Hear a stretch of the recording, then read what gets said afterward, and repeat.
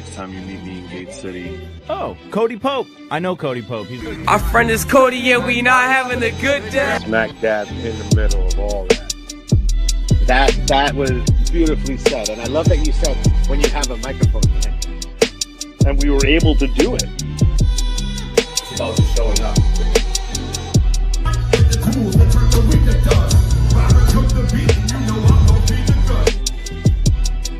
Yeah.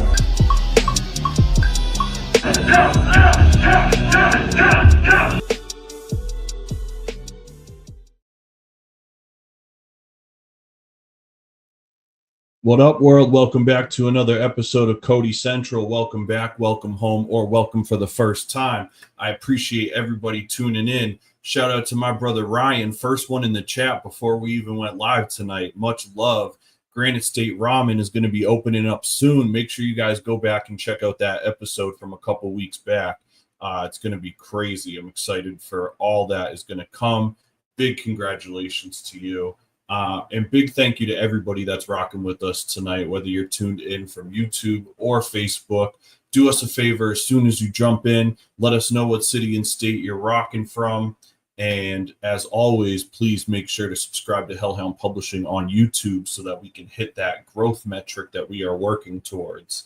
Yeah, we got a fun, man. We got some New England hip hop royalty up in the building. We're going to talk music. We're going to be talking hot sauce. We're going to be talking movies, all sorts of cool stuff tonight. So I'm really excited for this one. It's been a long time since me and this guy got to chop it up. With that said, this episode today sponsored by anybody. However, if you would like to sponsor a future episode, it's really easy. You can just go right to my website, make a small donation, send me the info of the stuff that you want to plug, and then I will actually make a video and program that as a commercial here on the show. So while we're getting some people up here in the chat, shout out to everybody that's jumping in. Here's a quick little bit on how to sponsor the program. Okay, so the first thing you're going to do is go to hellhoundpublishing.com. Go to the menu, go find Cody Central, our show. Then you're going to scroll down and you're going to see a bunch of different donation options. Each one will have some really cool stuff that you get. Go to checkout, tell me what you want me to promote, cash out, simple as that. So literally just as simple as that. Big thank you to everybody that's been supporting the program these last few months. Huge thank you to Schoolyard Pro, my boy Danny Henn. He was the very first sponsor of the program and has now been building up his YouTube channel since then as well. And a huge shout out to Photography by Ann Rova, who was our second sponsor and held us down for a couple weeks. Super appreciate you. Make sure you guys check out Photography by Ann Rova, one of the best music photographers that I know. Speaking of music, we got a fun one this week. I'm excited to get things rocking with you guys. Real quick, as always, as you guys know, please make sure you subscribe to Hellhound Publishing on YouTube. All your comments and likes and shares and all that stuff super help us out. And if you want to support the show, if you want to donate to help me keep all of the streaming platform fees down and studio costs and all that in the corner, this way you can donate anywhere that you want, whether it's Cash App or PayPal or Venmo, or as always, the best way is just by making a donation right to the website. So first things first that I want to cover this week is music of the week. So it's nice to do the music of the week segment and have something that I'm actually excited about. And this week I am super excited about this one. I'm covering brand new album from Evidence, Unlearning Volume 2, just came out last week. This is a rare sequel gem. Unlearning Volume 2 provides all of the insightful, thought-sparking slow flow from one of LA's most consistent and valuable artists. Evidence, reflecting on life and perspective over this beautifully crafted production, tasteful sample selections, and really strong composition. This is an absolute replay record for sure. there's so much to soak up.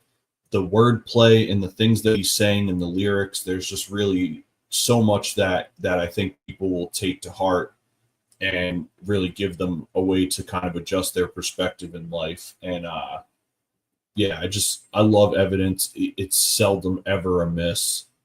This one is great. I've already listened to it 2 times today. I'm excited to get a hard copy of this one soon. But I implore you guys to check this one out. This new album is called Unlearning Volume 2 from Evidence, available on all streaming platforms and the like. And since we are doing Music of the Week, I would love to just take this quick moment to talk to you guys about the show that I got coming up Friday.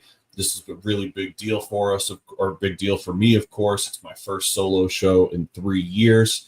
It's my birthday week. My birthday is right after the weekend, so I'm kind of celebrating with friends and family this weekend as well. Really, really cool event. Brand new spot in Nashua. It's called The Spot. Just opened up downtown. So let me just take a minute of your time to plug the show. In a daze, mine's a maze and a blaze. Like these guys. They were gold. I've been catching fire since before the 12th grade. My boys from Nashua, New Hampshire were fucking incredible. They killed it. I had this desire but couldn't get out my way. Now I'm double the age, still rewinding the day. Best friend become strangers, but it's all love. When you go see a Cody Pope show, you get transformed to a new dimension.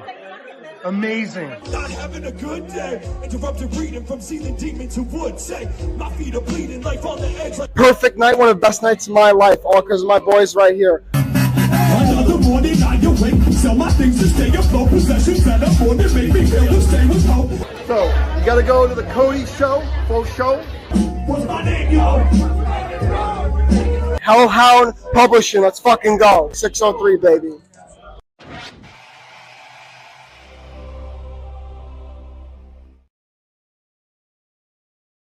Man, just watching that me for the show this week. I can't tell you guys enough how stoked I am to be doing this. It's one of those things that is a big kind of I don't want to say changing of the chapters kind of thing, but so let me time travel with you for a little bit before we jump into movie of the week. So a lot of people that know me, just safe to say, a lot of people that know me because of the song Not Having a Good Day. The album is also called Not Having a Good Day. That came out in 2018. I did a tour right after the album came out to promote the album. And then shortly after that tour, I ended up going on hiatus and took a couple years off. And so fast forward in 2021, I came back with my first album since then, which was The Howling Man. And a few months after that, I did my first show, which had been at that point, my first show in probably almost 2 or 3 years as well. And when I did this show, obviously it was right around the time that the pandemic happened. So going on tour wasn't the same kind of option that it had been at one point. People's whole social construct had evaporated for a long time. And so it was a weird time to be away and then have all this happen and then come back and kind of hope people still cared about what I was doing. And needless to say, I did this show. I did it around my birthday. I did it at a new spot in Nashua that had just opened at the time as well.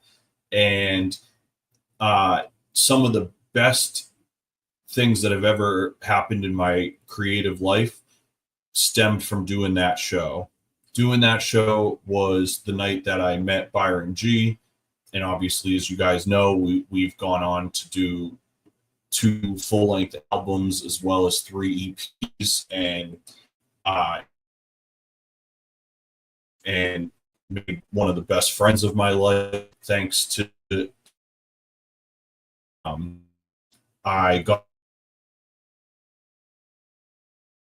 I hadn't been able to see him perform. Fee the Evolutionist came out. We had met years before that, and he was doing a different thing at the time. So doing this show was the first time that we both got to connect on some hip hop shit. And so like the next few years that unfolded from doing that show changed my life incredibly. And now, you know, so many years have passed since then. And culturally around Hellhound and around Gate City hip hop and everything else, things have changed a lot in the last like year or so.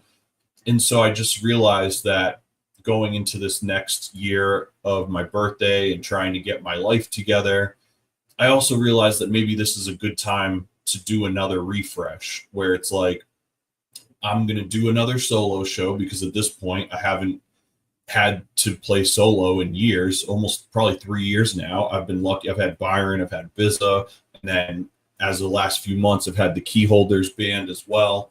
And so this is kind of going back to where it got started, where it was like just me, the microphone, the music, as intimate as possible, as close to the audience as possible. And I think that this night is really going to set off a new chapter.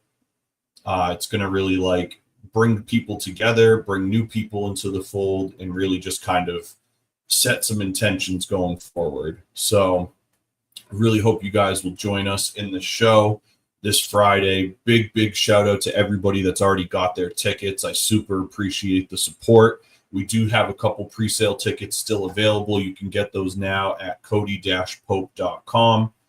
And too much. So thank you guys. I'll run the commercial one more time later on so that you guys can get excited for the show and hopefully grab your tickets after this. But let's get into some other stuff here. Big shout out to everybody. I've been seeing the numbers pop up while I'm sitting here yapping. Appreciate that. Let's get into movie of the week. So for movie of the week this week, this was kind of a funny one. The movie is called Spree, is directed by Eugene Kodilarenko, and it came out in 2020. This one was a funny one to watch because my fiance put it on as a joke because I drive Uber when I'm not like doing shows and stuff. And so like the guy being an Uber driver is like the whole backbone of the story. The synopsis from when you look up the movie is, quote, desperate for an online following, a rideshare driver has figured out a deadly plan to go viral, and he will stop at nothing to get his 5 minutes of fame. So pretty cut and dry. Spree, which takes place of Uber in this movie, was enjoyable enough for what it was.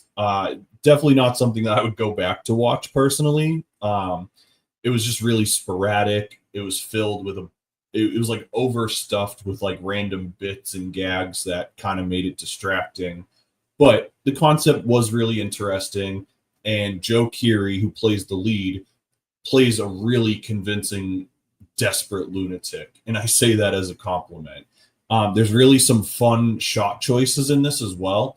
There's like some side-by-sides where it'll show you like the Uber screen, and that'll show you like what the driver's actually doing. You know, there's a bunch of like social media stuff, so you'll see things through the lens of like a live stream on social media. So like I think reasonably this is a 3-star movie. It didn't exceed my expectations, but it didn't ruin my day either. It was just like a fun kind of popcorn movie. So if you need something to kind of give yourself a good laugh and see some good blood and gore, check out Spree from 2020, which is on one of those streaming platforms. I honestly forget which one I watched it on, but I'm gonna do my review for the for Spree soon. But I have some other reviews on there that I haven't on the show yet. As we always say at this point, if you're really into movies and you want to get more in depth with like my movie reviews, watch lists, other like directors and actors, influences, all this kind of stuff, check me out on Letterboxd. It's a really fun app for people that love movies. All it is movies all day, all night. And here's a quick little thing about Letterboxd.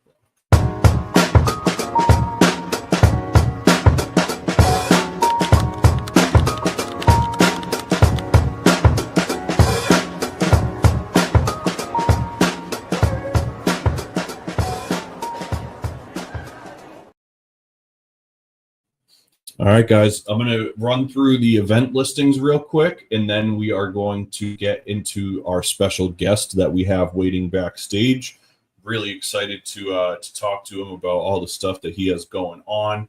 So these are our event listings. Real quick, last week we did a free ticket giveaway, and unfortunately our ticket winner lives too far away and isn't able to come. So this week, I'm going to do another free ticket giveaway for the show this Friday, August 22nd. All you have to do is be the first person to answer the following question correctly in the comments. And the first person that gets the question right, I will put on the guest list for a free ticket or 2 free tickets to see the show this Friday if you're able to make it. The question is, on my album, The Howling Man, every song title has a subtitle in parentheses that reference a particular influence of mine. Where exactly did these subtitles come from? First person that answers that in the comments gets a ticket or a pair of tickets to the show this Friday. When you get the question right, just let me know if you got somebody that you're bringing, and I will hook it up. Now, as you guys know, if you have your event listings every week, all you got to do is shoot me an email at codycentralshow@gmail.com, and I will likely plug it into the program. With that said, let's jump in real quick. As we always mention, every Sunday is Rap Night Manchester at the Shaskeen in Manchester, New Hampshire. Open ciphers and artist showcases, $5, 21 plus. Hosted by DJ Myth, Sean Caliber, and I9. Congratulations on just passing the 12-year benchmark. That's 12 years every Sunday at Shaskeen, supporting worldwide hip-hop. Also, every Thursday at the Laugh Attic is Strange Brew in Manchester, New Hampshire. It's a comedy open mic showcase hosted by previous guest Danny P. Now let's get into some regular shows. Wednesday, August 20th, Moosey is going to be making her debut at The Spot in Nashua, New Hampshire. She'll be doing covers, originals, and more. Thursday, August 21st, 1980s Portsmouth, New Hampshire punk rock natives The Queers embark upon a stop in historic Lowell, Mass. At Taffeta Music Hall. As we just mentioned, Friday, August 22nd is my first solo show in 3 years. Cody Pope live at The Spot in Nashua, New Hampshire. Get your tickets now at cody-pope.com. Also on Friday, August 22nd, iconic Massachusetts rock metal hybrid Cave-In celebrates 25 years of their album Jupiter with a full album performance at the Sinclair in Cambridge, Massachusetts. Saturday, August 23rd, glam pop duo Who I Am and Thrax Drums are going to be at The Spot in Nashua, New Hampshire as well. Also on Saturday, August 23rd is Punk Rock for a Cause at Terminus Underground in Nashua, New Hampshire. Going to be a benefit show for the New Hampshire Reproductive Freedom Fund, and the bands playing are going to be Trophy Wives, Yes Annie, Ruffian Dick, and Villains. That's going to be at Terminus Underground. That's Punk Rock for a Cause.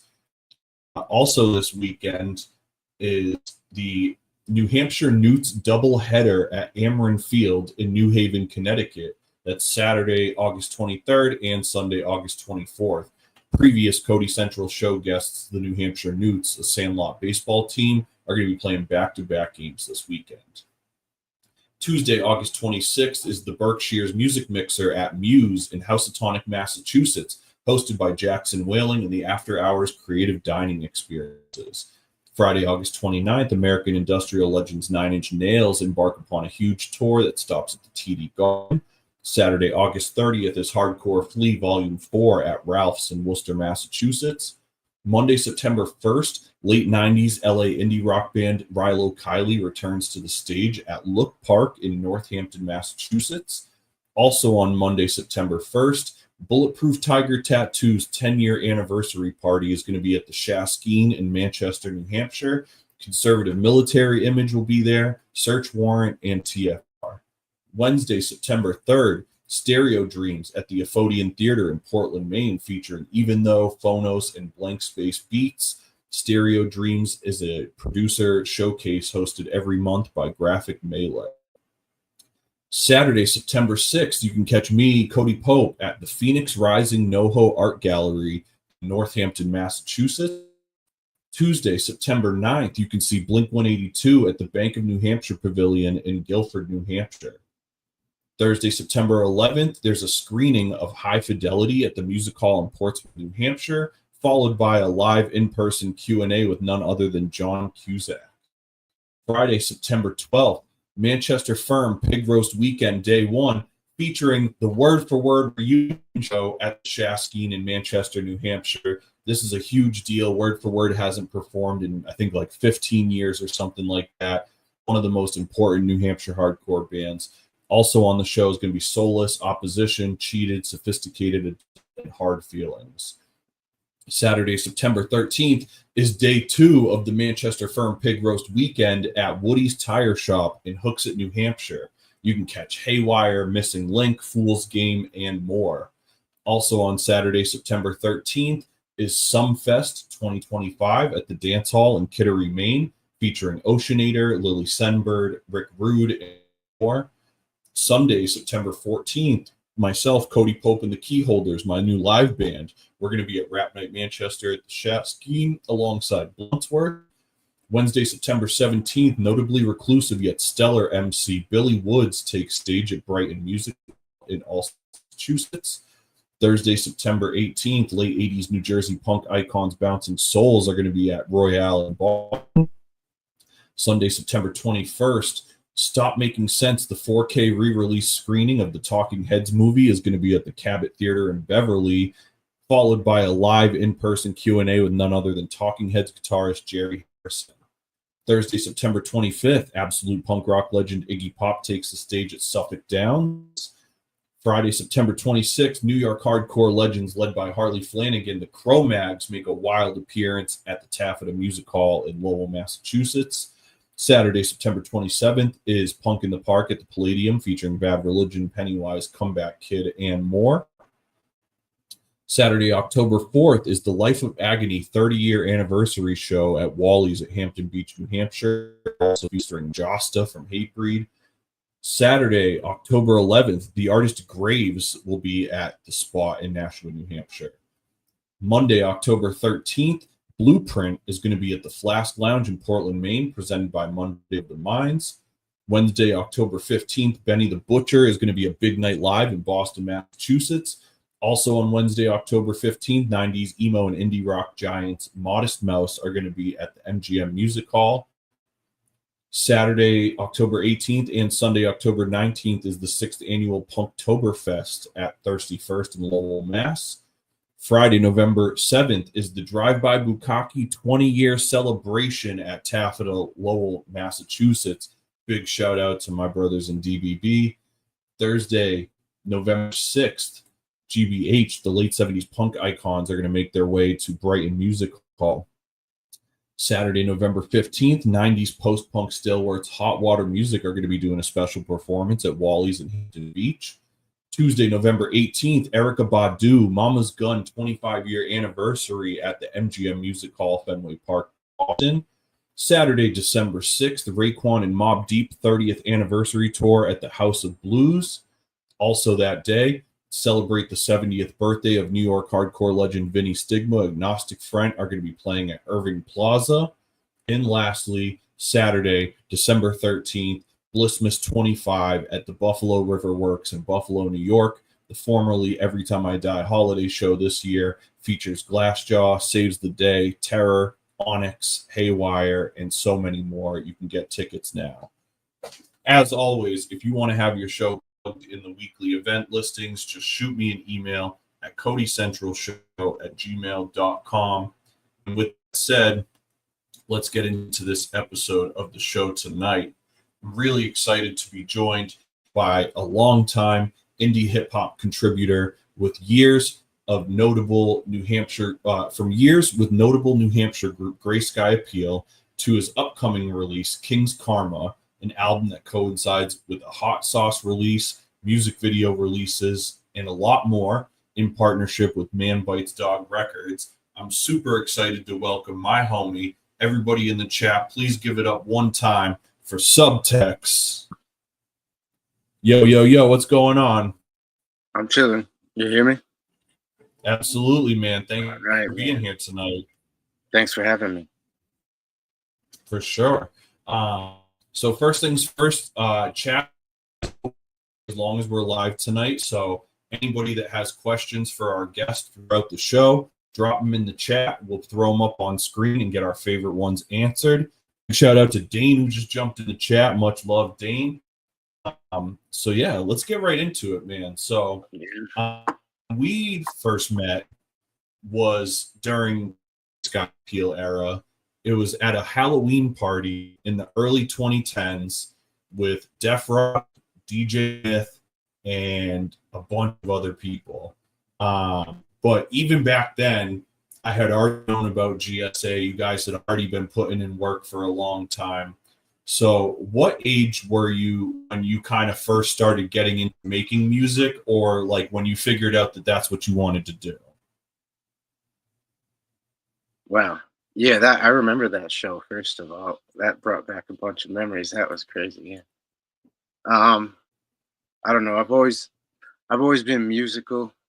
So I guess from the age of like 12, I played a lot of bass, and I was in and out of, like, at that time, ska and punk bands with like a mix of a bunch of different type of people, and we all kind of clicked there. And I was into like Tribe Called Quest at that time, and sort of used that as like my first musical experience being in that band, and then sort of just started writing from that point. So you could say like 20, age like 17, 18, 19, 20, I really started taking it seriously, I guess you could say.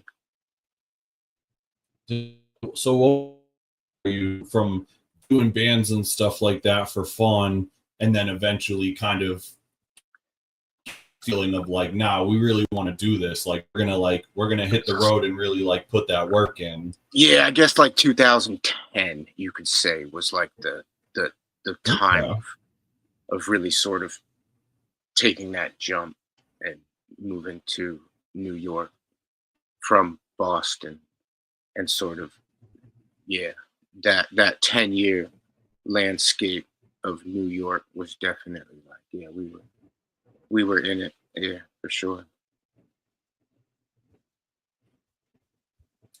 Was that around the time of the Occam's Razor album? Yeah, we had met. Yeah, we recorded that record in Brooklyn, Flatbush, with Quell.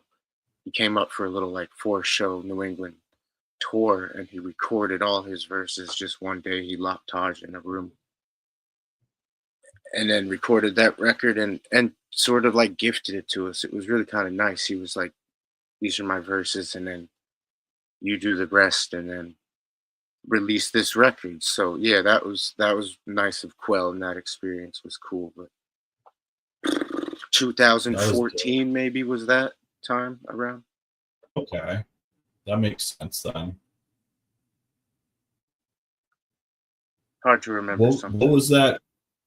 I know, right? I know so much time has passed that it's hard to like keep track of fucking dates and all that shit. What was the transition like from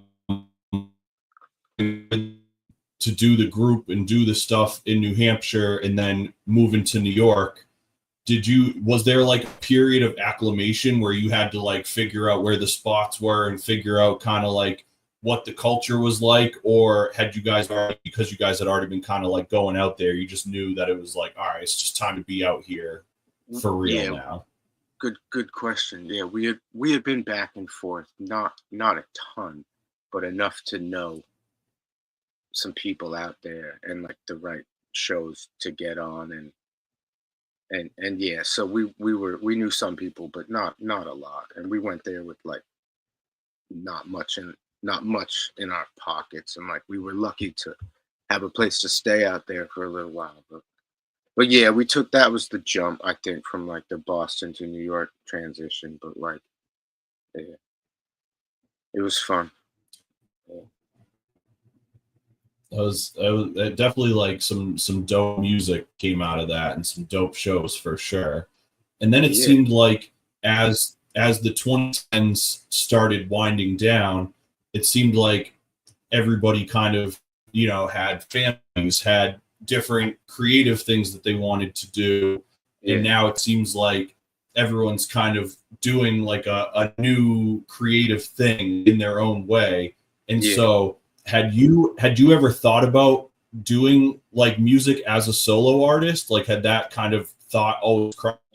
Or okay. I mean, I was well before I started making music with Taj and Gray Sky Appeal. It's funny you say, so New Hampshire, Taj and I are from Vermont. John is from New Hampshire. So like, and then we all moved to Boston. So like, there's a Vermont, New Hampshire circle there for certain.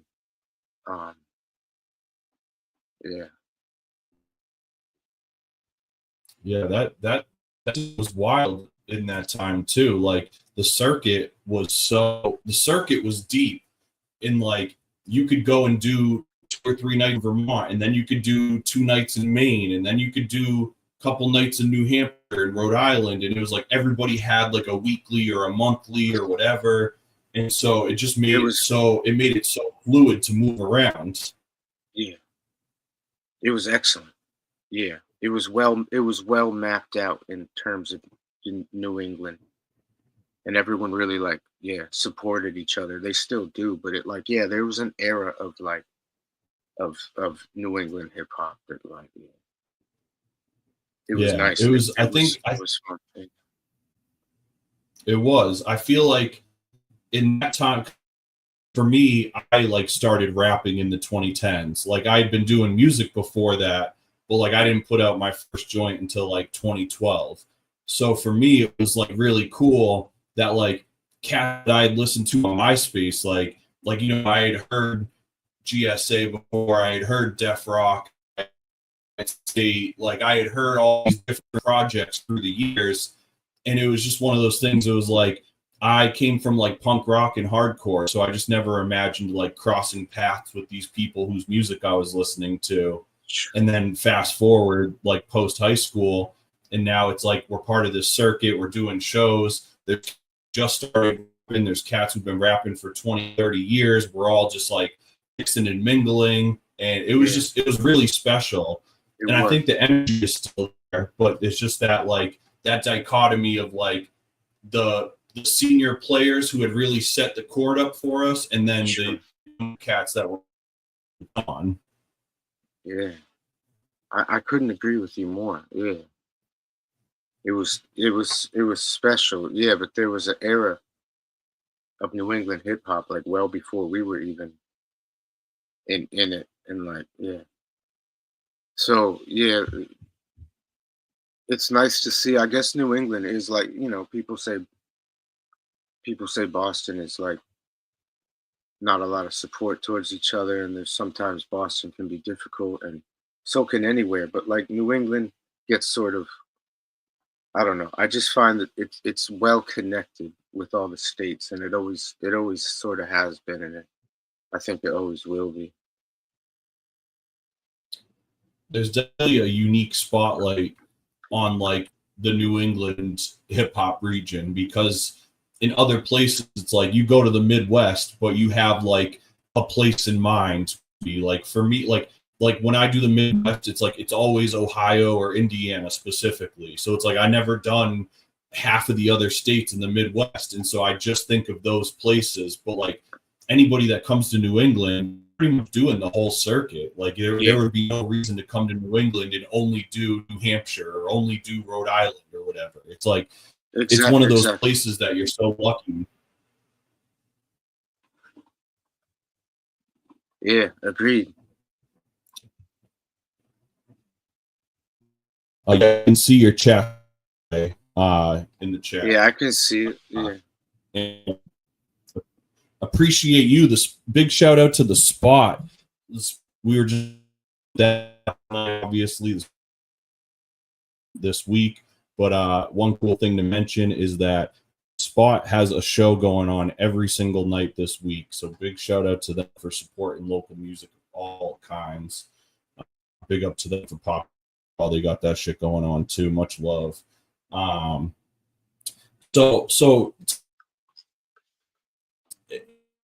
it's like an optimist kind of thing, but like when you guys kind of were deciding that the group thing was going to disperse and you really put your solo projects in focus, what was that transition like for you to kind of just know, like, all right, man, I had a great chapter, I did this, but now I'm about to slow at my own speed?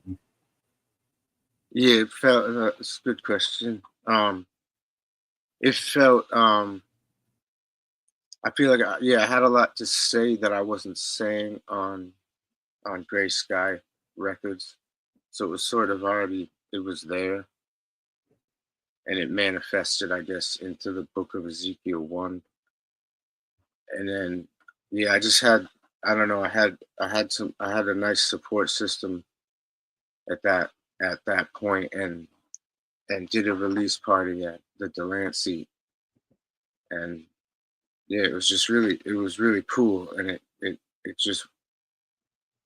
felt good. And so I think you could say like the first Ezekiel book, and then I was able to just travel a little bit with it, and then I used that experience to make the second, and then so on and so forth, and I've done the third, and now I'm focused on this for now. So it was all there, and it just sort of like, I was saying those things on Gray Sky Records, but it just manifested in a more personal way, like,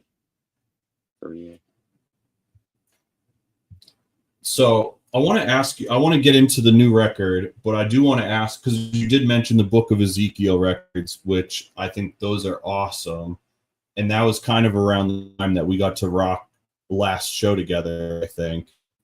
So. But in that time, you put out a record last year that I don't know if you know, but I was on a radio show last year where they asked me to pick my 10 favorite New England hip hop releases, and I had to pick a joint that you did with Zadu.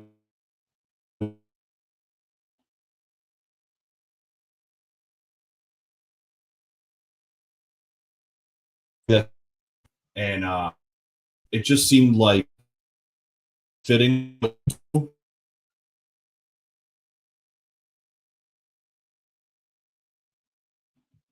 out together.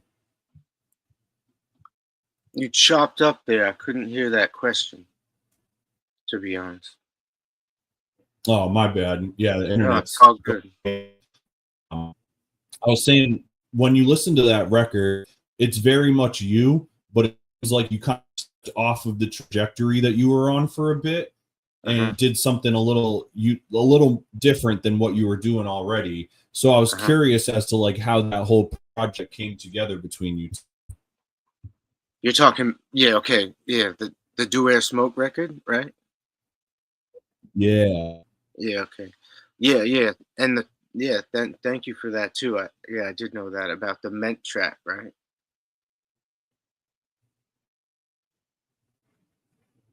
Yeah, chopped up. So I met him out in Denmark when I was playing the show. Hold on 1 second, all right? Yeah. Yeah. Stream is a little choppy. I'm gonna reset this. Hold on.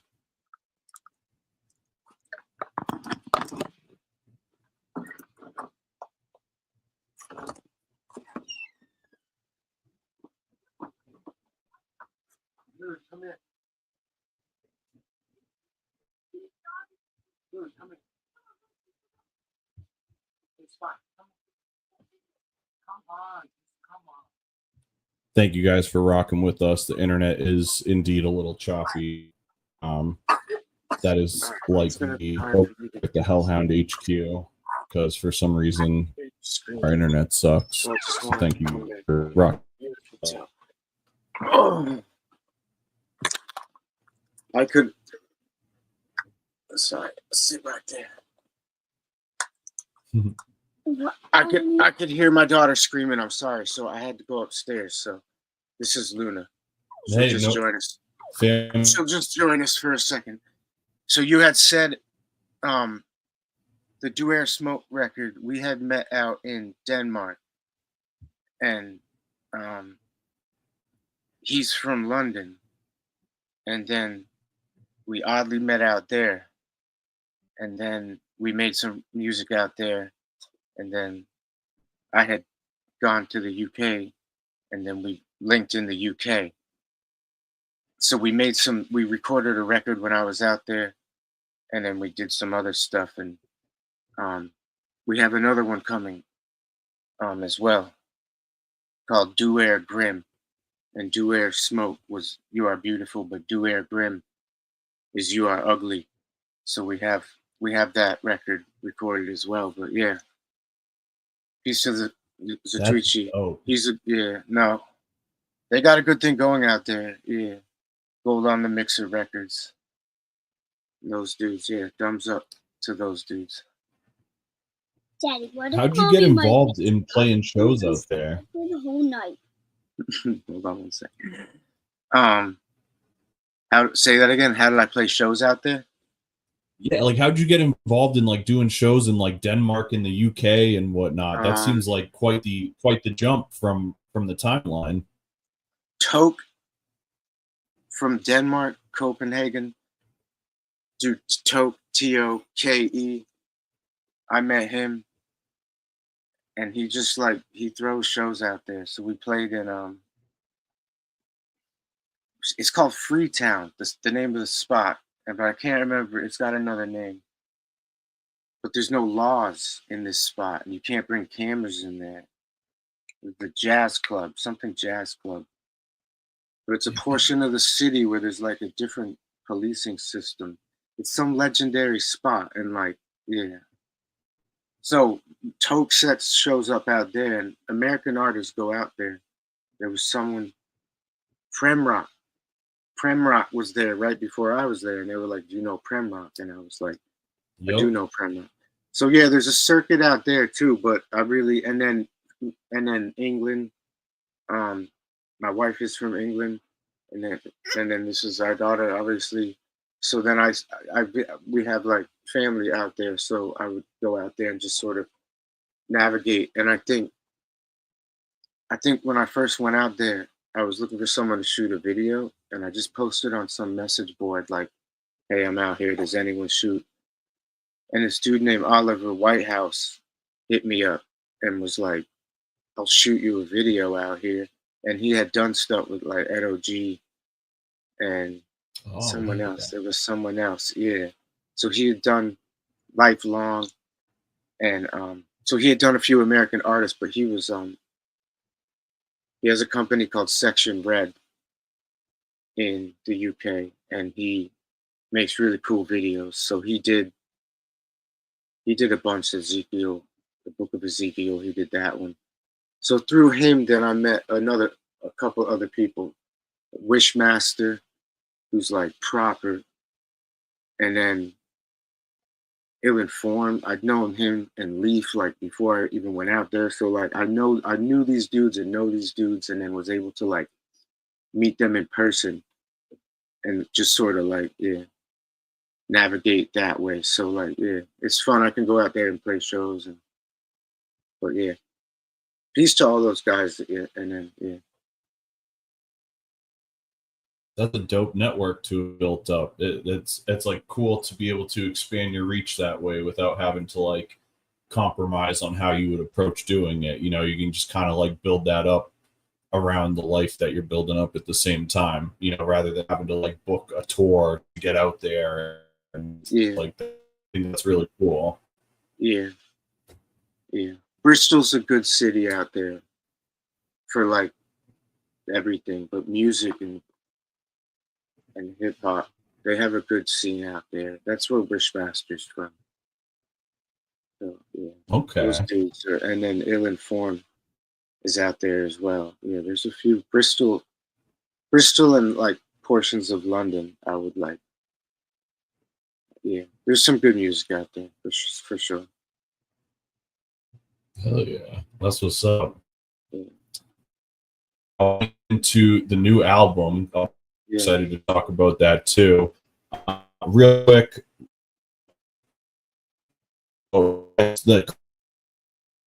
from the night, you had it right, Ryan. The correct answer is Clerks.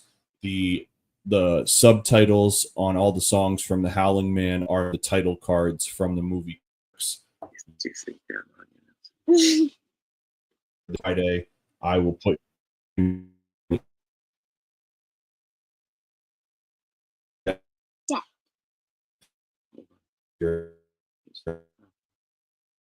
Oh, looks so. Here we are. All right, so let's get into the new album. You got a really interesting rollout going on with the new album, King's Karma, that you're doing with Man Bites Dog Records.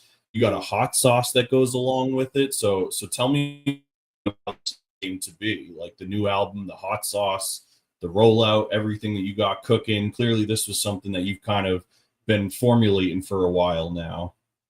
Yeah, it has been formulating. You need a what? Hold on, I need a drink. Rico, James, and I worked on this. I met Rico like a few years ago, and we did a few tracks, and then we did a few more, and it ended up being like we had like 16 tracks, and we gave it to Rico was affiliated with Man Bites Dog already, and then we gave it to Man Bites Dog, and he really liked it. But he's like, you know, I have ideas for this. Let's make it bigger than like just the record. So like Rico and I and Man Bites Dog, RML, we've been working really closely for the last like year and a little more at this point. Doing videos, like a ton of videos and a ton of like planning, and storyboarding and like making an actual there's a story. It's more than just it's more than just a record.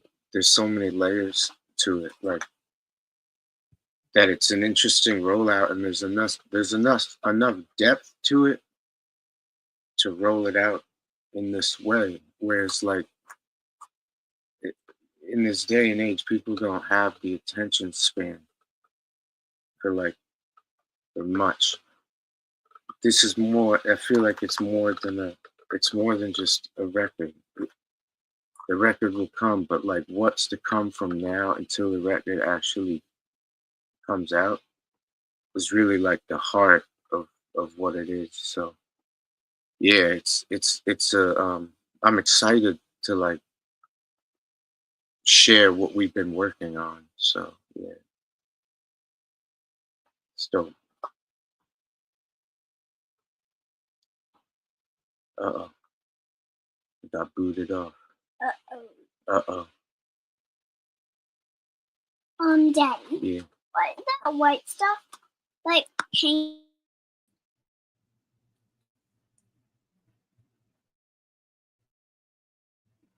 All right, I lost you after the after Rico's affiliation with Man Bites Dog. You didn't even tell me the thing. Oh really? Okay. No, hold on. You're a spanker. How bad? This is like. Okay. Ugh. I'll feed you. So I stopped. Where to cut off with the affiliation with Rico James?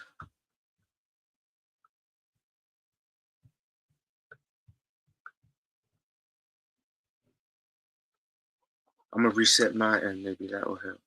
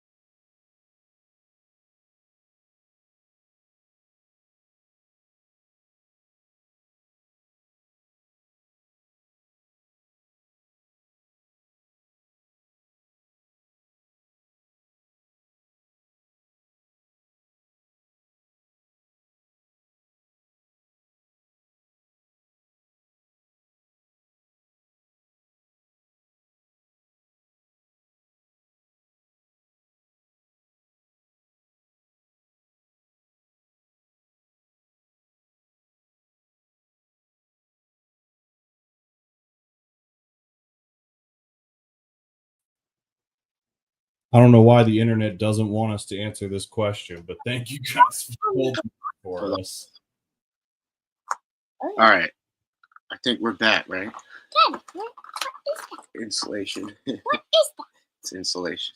No, it's not. Yeah, it is. No, it's not. It's insulation. What is insulation? Hold on. Just let it up. You're frozen up again, though. Uh-oh. Something's doing funny with the computer. There's the biscuit carrier. There is the biscuit. And we probably have to do that for the new. We had to put him in there to dry there. Yeah, new stuff. Yeah. Are we going to bring all the stuff in the garage? Hold on.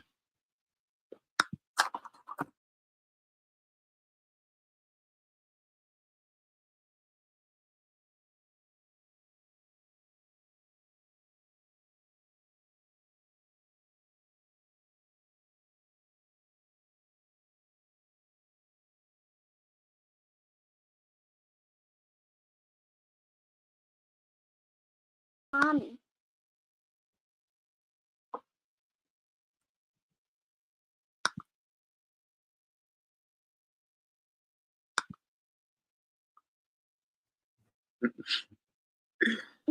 Hold on.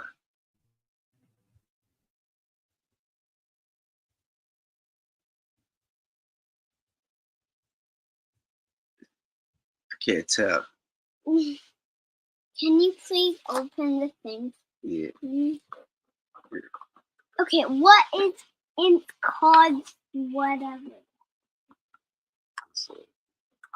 What is insulation?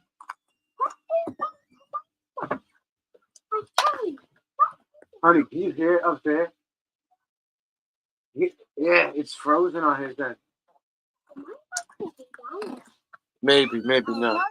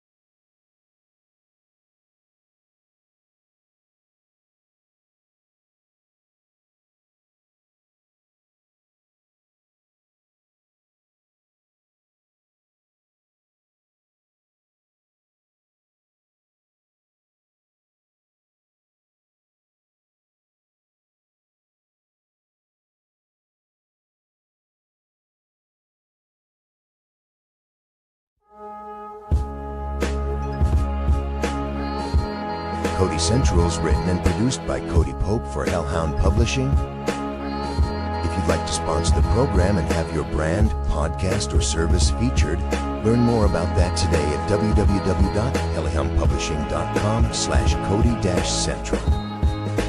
Additional ways to support the program include purchasing music, joining our Patreon for exclusive content, or simply donating at any of the links available in the QR codes above.